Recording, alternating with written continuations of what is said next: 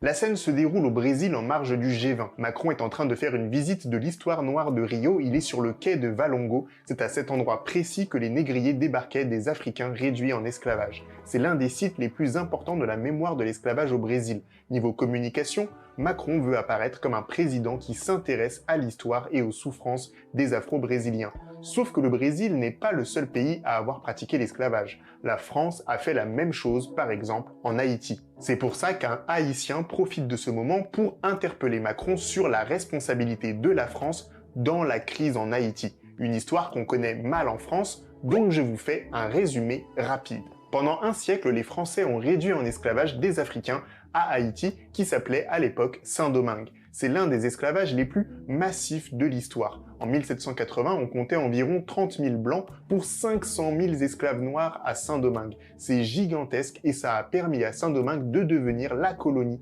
la plus rentable de l'Empire français. C'est grâce à Saint-Domingue que des villes comme Bordeaux, La Rochelle et Nantes se sont enrichies et que de grandes fortunes françaises se sont constituées. Par exemple, Antoine Crozat, l'homme le plus riche de France à l'époque, a bâti sa fortune sur les colonies, notamment Saint-Domingue, et c'est grâce à l'argent de l'esclavage qu'il a financé la construction du palais de l'Élysée, où Emmanuel Macron passe la majorité de son temps. Bref, en 1791, les Noirs de Saint-Domingue se révoltent, ce qui va forcer la Première République à abolir l'esclavage. Quelques années plus tard, Napoléon rétablit l'esclavage, mais les Noirs veulent rester libres, ils résistent aux Français et déclarent leur indépendance en 1804. C'est la création d'Haïti, la première république noire du monde, qui va devenir un modèle pour les Noirs du monde entier.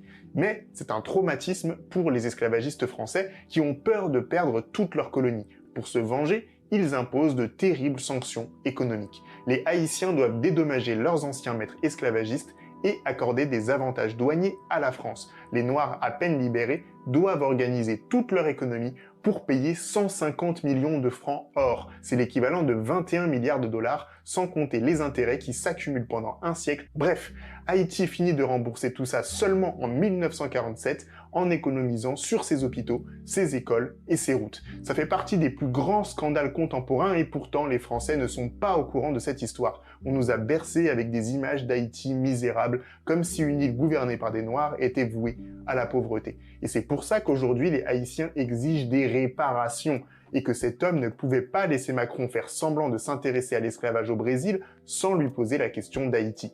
Et la réponse de Macron va être catastrophique. Là, franchement, c'est les Haïtiens qui ont tué Haïti.